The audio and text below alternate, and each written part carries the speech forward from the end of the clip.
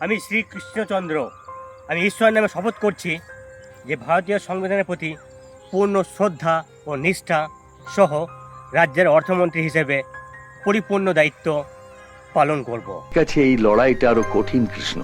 আমি জানি স্যার, রাজ্যের ষষ্ঠ মন্ত্রী হিসেবে যেটা আমি করতে পেরেছি তা রাজ্যের অর্থমন্ত্রী হিসেবে সেটা কিছু করতে পারবো না।